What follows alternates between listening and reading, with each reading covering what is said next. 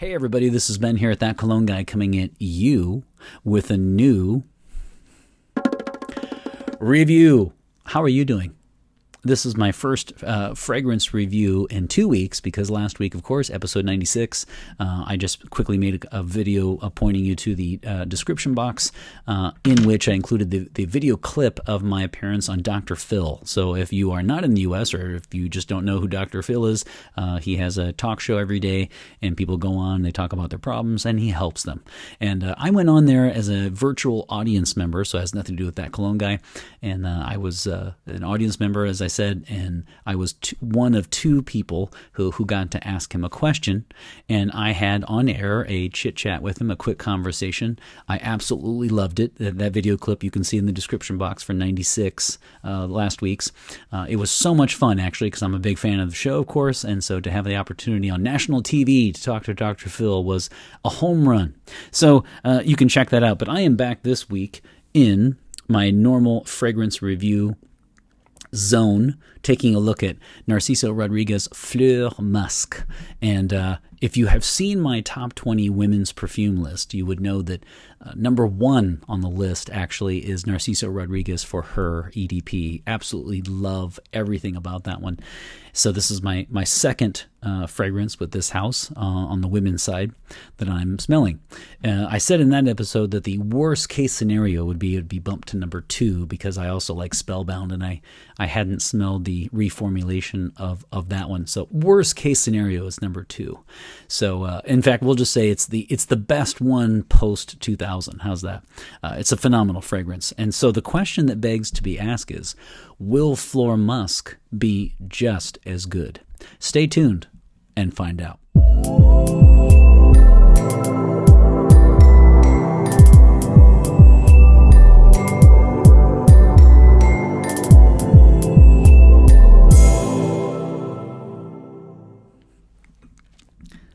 All right, so before I dive in on the notes, let me just quickly welcome all the new subscribers. You know, I have to say, I don't know if it's because I'm doing my episodes now in Spanish and Portuguese as well, but since last week or two, we have had just an absolute cavalcade of subscribers yet again. So I sincerely appreciate all of your support. I'm very happy to see all the new subscribers, all the comments, and the likes, and etc. So I really appreciate it. Welcome aboard. You can check out my channel trailer here, and I will make sure that I put that for you. Main thing is every Friday my episodes come out, and then I have a 5-spray rating system, and in which I talk about a fragrance, and at the end of the episode I actually spray that number onto myself. So now, as far as the notes, this thing here is a 2017 release, and it is a Floral Woody Musk. I mean, imagine Fleur Musc, Fleur Musc, and imagine that it's a floral woody musk.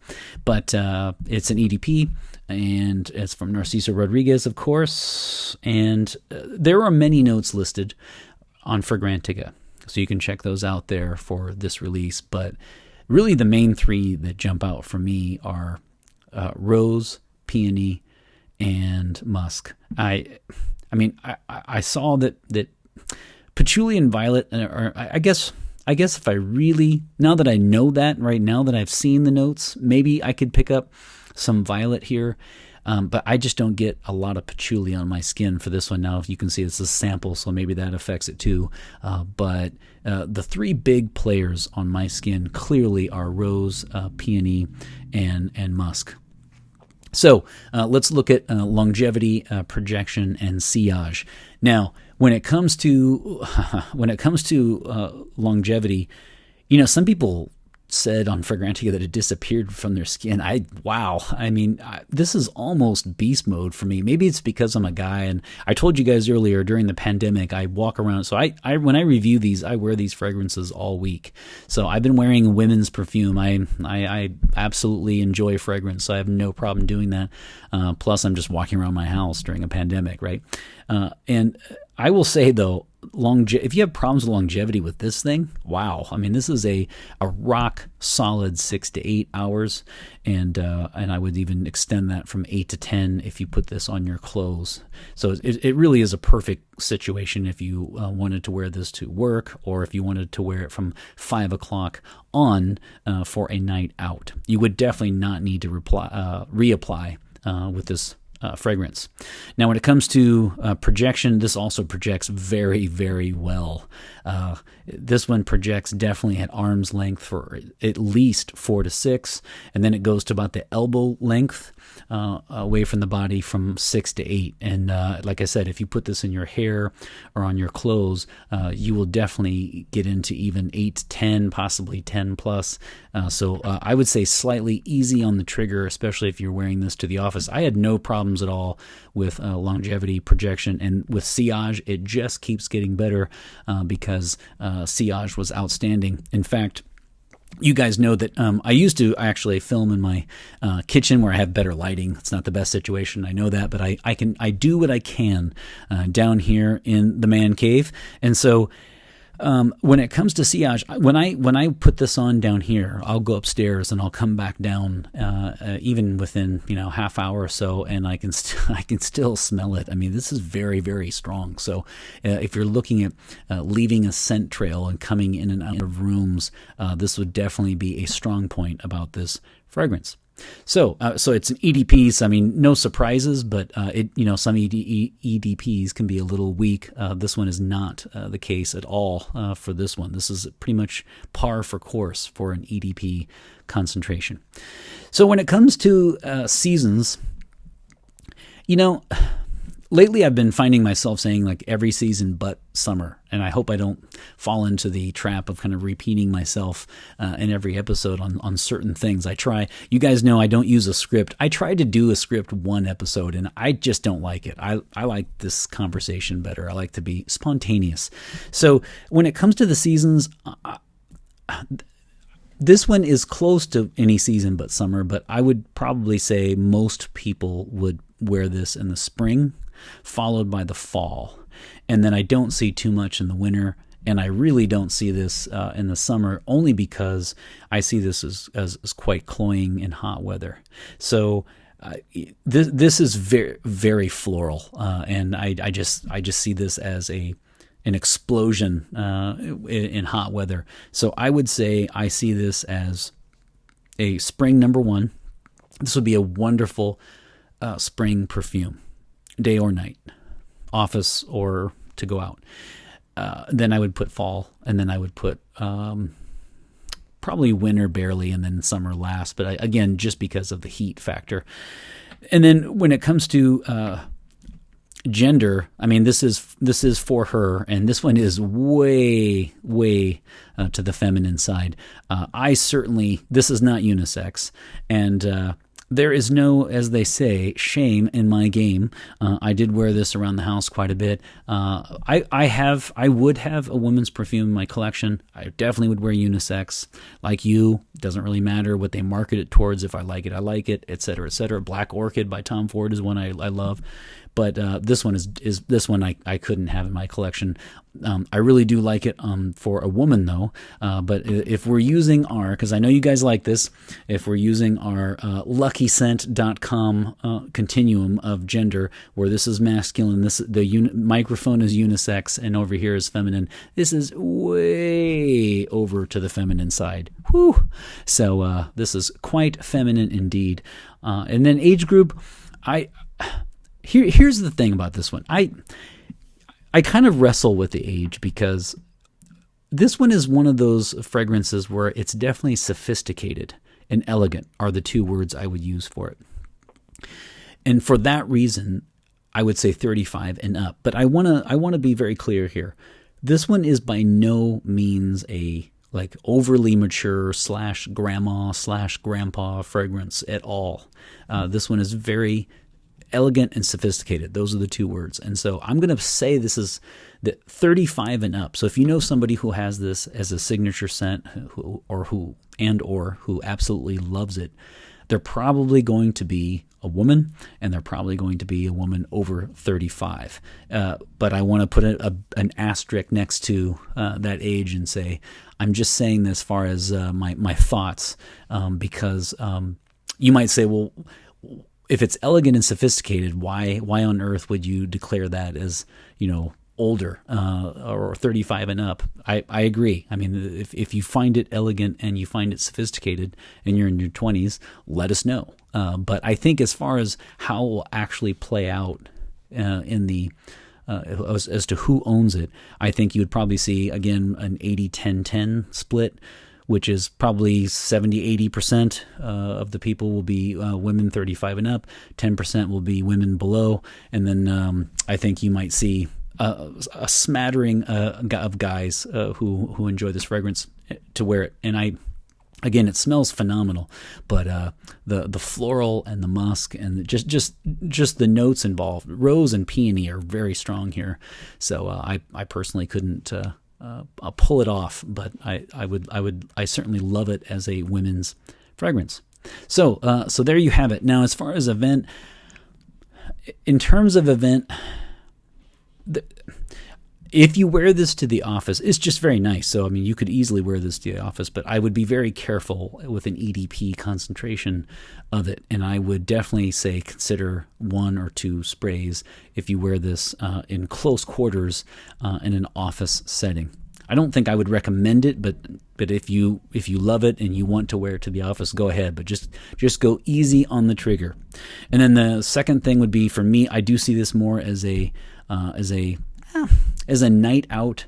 I see this more as a spring day or night, actually. It's not so much that I see this as a night out. I see this as a day fragrance, actually. I just don't see it at work. So you know what we'll say? We'll say, here's what we'll say.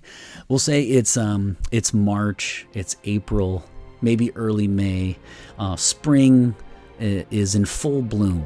And you are going out to some sort of elegant, like a wedding, for example. It's outside, it's during the day, and it will last, the reception will last into the night. You'll drink way too much champagne and you will dance to YMCA and they will put it on YouTube. No. But I would say that'd be something like this, right? This is something for all day, it's for night. I just don't think it's really so much for the workplace. So I'll tell you what, the next time you go to a wedding, and of course the reception afterwards, during the day, spring, you comment and let me know that you were thinking of this channel, because this fragrance would fit that. You see, this is only the VIP experience that you get here at That Cologne Guy.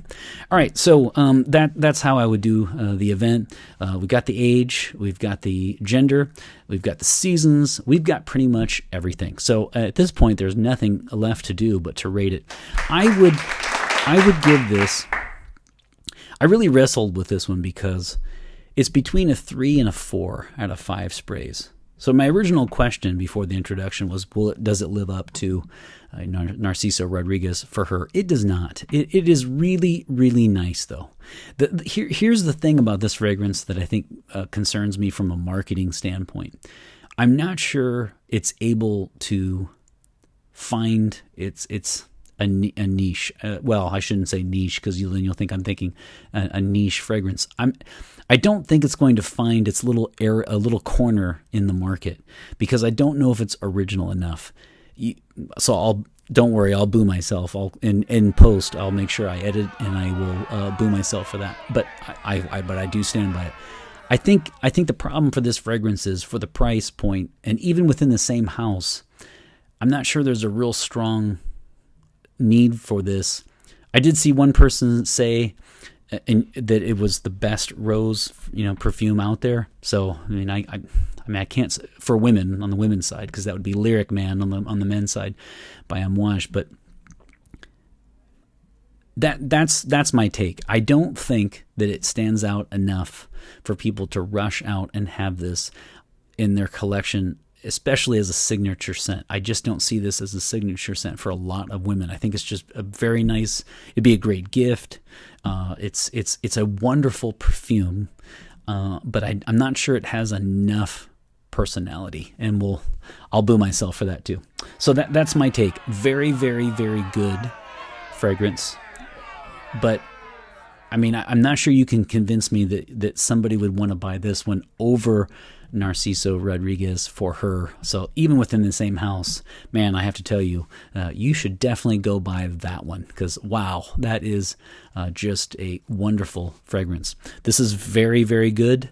If you are a huge fan of peony, a huge fan of rose, and you like the combination of those notes with musk, then here you go. But you'll have to let me know if you differ. That's my take on it. I really wrestled, though, as far as should I give it a 3 or 4.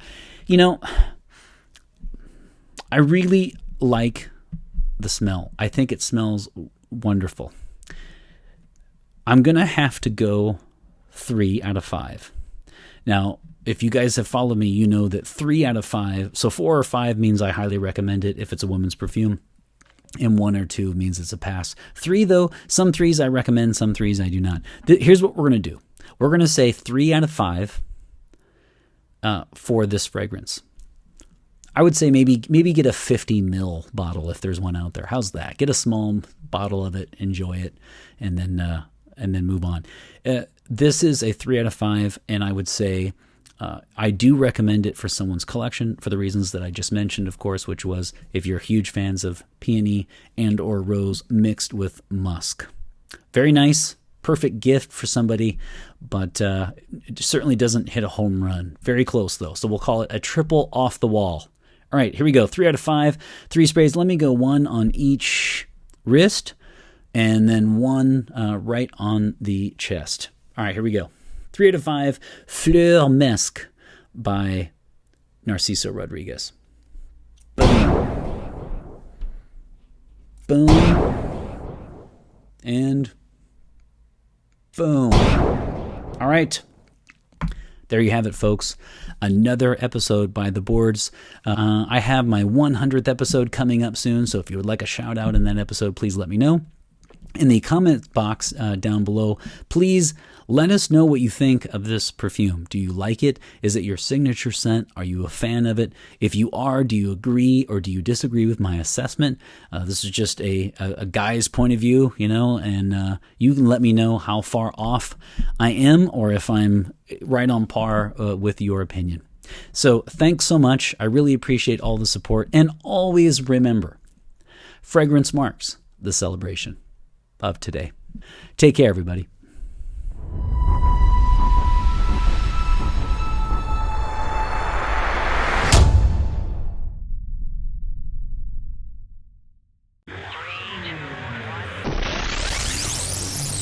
And I throw in, just for you guys, I throw in some, hopefully, some audio that will make you giggle along the way. You know, when I first started doing these things, I had to spend a long time editing out my mistakes and my ums and ums and my restarts.